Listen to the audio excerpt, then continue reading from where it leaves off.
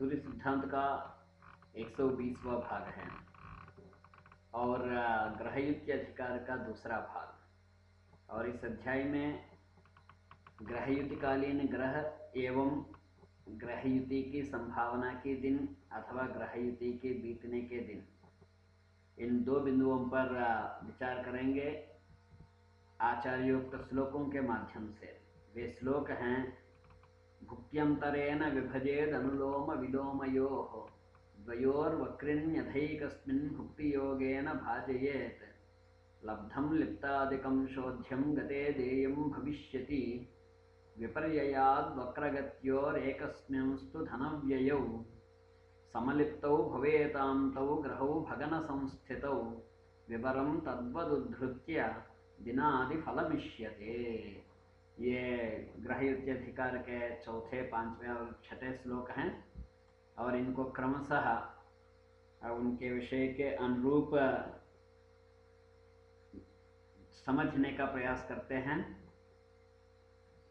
ग्रहांतर कलाः स्वस्वभुक्तिलिप्ता समाहताः भुक्त्यंतरेण विभजेद अनुलोम विलोमयोः द्वयोर्वक्रिण्यथैकस्मिन् भुक्तियोगेन भाजयेत्। इनमें से ग्रहांतर कलाः स्वस्वभुक्तिलिप्ता समाहताः, यह पहले से अवशिष्ट रहा। हम पिछले भाग में तीसरे श्लोक को तो जरूर लिए थे, किंतु वहाँ पर इस पूरे वाक्य को छोड़ दिए थे क्योंकि उसका इस प्रकरण से संबंध होने के कारण।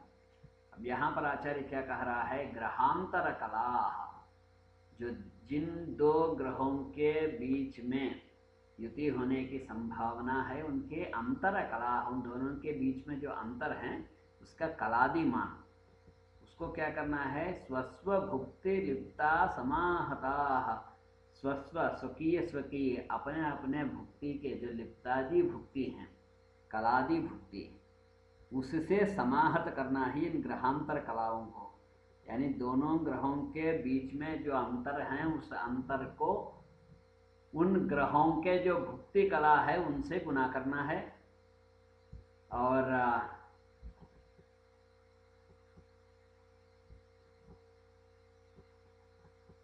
द्वयोः अनुलोमयोः विलोमयोः भुक्त्यंतरेण विभजेत। यदि दोनों अनुलोम हैं अर्थात मार्गी हैं, अथवा दोनों विलोम हैं या अर्थात वक्री हैं, जिनका हम विचार कर रहे हैं, तो वहाँ उस स्थिति में उन दोनों के भुक्तियों के अंतर से विभाजन करना है। ग्रहांतर कलाओं को ग्रहों के भुक्ति से गुना करने के पश्चात यदि दोनों ग्रह पूर्वाभिमुख हैं अथवा दोनों ग्रह पश्चिमाभिमुख हैं, तो उस स्थिति में उनके भुक्तियों के अंतर से भाग देना है। एकस्मिन् वक्रिणि भुक्ति योगेन, यदि उनमें एक वक्री है तो भुक्ति योग से भाग देना है। यहाँ पर एक शब्द को हम छोड़ दिए हैं, वो है द्वयोर वक्रिणी। तो विलोमयो हो द्वयोर वक्रिणी, दोनों विलोम को गति के हो अर्थात दोनों वक्री हो, उस स्थिति में भी उनके अंतर से ही भाग देंगे। अथा एकस्मिन्, यदि एक के वक्री होने पर, एक मार्गी हो और एक वक्री हो, उस स्थिति में भुक्ति योगेन भाजयेत्, उसको भुक्ति योग से विभाजन करना है।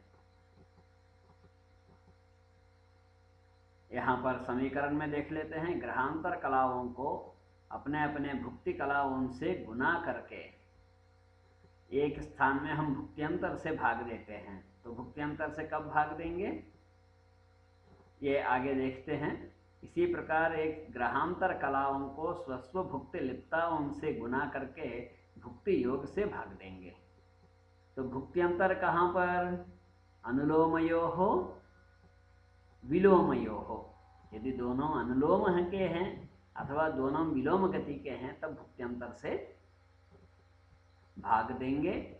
और यदि एकस्मिन् वक्रिणि, ये दोनों में से एक वक्री हो तो उस स्थिति में उनके भुक्त योग से भाग देंगे।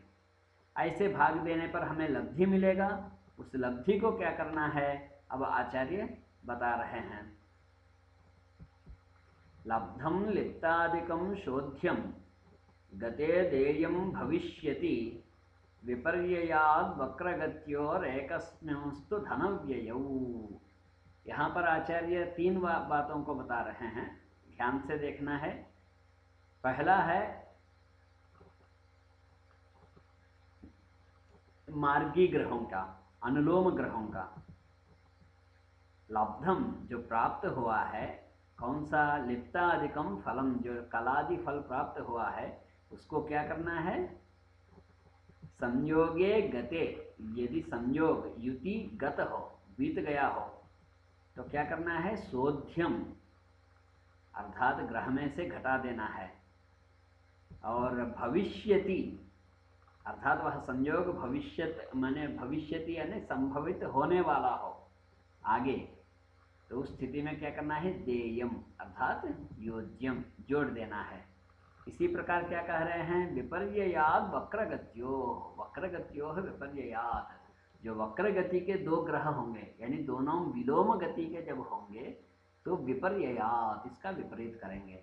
अर्थात गते संयोगे योज्यम भविष्यति शोध्यम।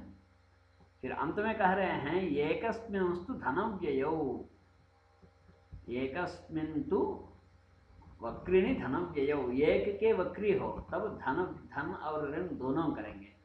तो उसको हम आगे विचार करते हैं। तो ये हुआ 5वां श्लोक। अब यहाँ पर कितने स्थिति बताए उनको देखते हैं। संयोगे गते शोध्यम, ये किसमें? दोनों जब अनुलोम हैं तब, माने मार्गी हैं तब। संयोगे भविष्यति योज्यम। अब बात आती है विलोमयो, दोनों विपरीत गति के हो तब क्या होगा? वक्रगत्यो, माने दोनों विलोम गति के हम तो वक्र गति के हो, तो वक्रगत्यो विपर्ययात्, तो वह विपर्यय क्या होगा? संयोगे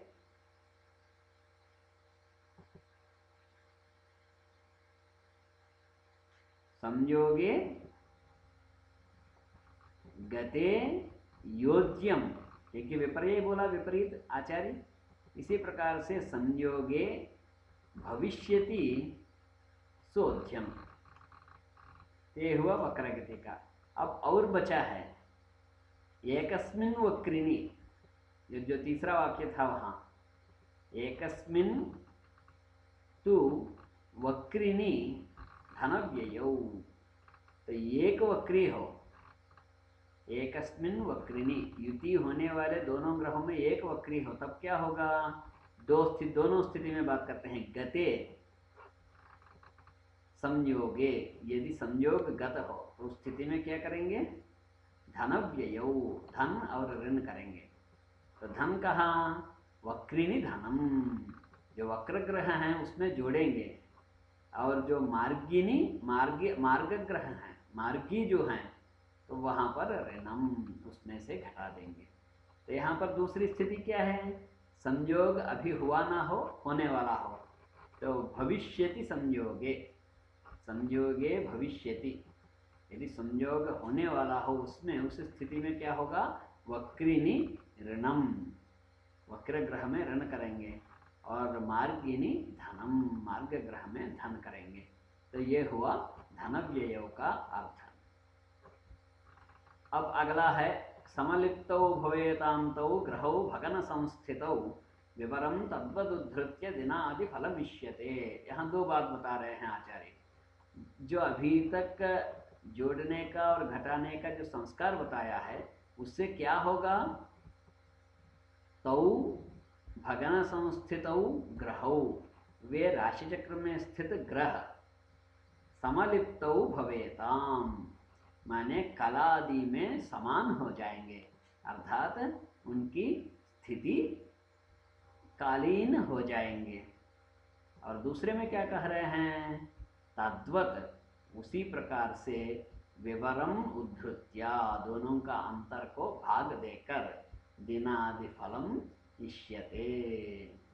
तो इसको और एक बार देखते हैं। तद्वत विवरम उद्धृत्य दिनादि फलम इष्यते। यहाँ तद्वत का अर्थ क्या है? हम तद्वत का पहले अर्थ ये देखे थे, अनुलोम और विलोम के हो तब वहां दोनों के भुक्त्यंतर से भाग देंगे, और एक वक्री हो तो उस स्थिति में दोनों के गति योग से भाग देंगे, वह तद्वत है। उसी प्रकार से यहाँ भी भाग देना है। भाग किसको देना है? विवरम। यहाँ विवरम का अर्थ अंतरम, दोनों ग्रहों का अंतर। इस विवरम को क्या करना है? उद्धृत्य, भाग देकर। किससे? तद्वत उद्धृत्य, उसी प्रकार से भाग देकर। अर्थात भुक्त्यंतर से हम यहाँ उद्धृत कर रहे हैं, भाग दे रहे हैं। तो यहाँ पर दिनादि फल आया, अर्थात जितने दिनों के आगे जाके ग्रहों की युति होगी, अथवा जितने दिन पहले ग्रहों का युति हुआ था, वह दिनादि संख्या सामने आ जाएगा। ये भुक्त्यंतर से कब हम भाग दिए? अनुलोमयो हो विलोमयो हो ग्रहयो। यदि दोनों अनुलोम और विलोम के हो तो उस स्थिति में। और इसी प्रकार से तद्वत में और एक बचा है, क्या है वह? विवरम, उस अंतर को उद्धृत्य, किससे? भुक्ति योगेन, भुक्ति योग से भाग देकर यहाँ पर भी दिनादि फल मिलेगा। तो ये दिनादि फल किस स्थिति में मिलेगा? एकस्मिन् वक्रिणी, एक वक्री हो ग्रह, उस स्थिति में इसे करने पर युति होने का समय, जो युति हुआ अथवा जो युति होने वाला है, उसका विवरण हमें उसके दिनादि हमें प्राप्त हो जाएगा।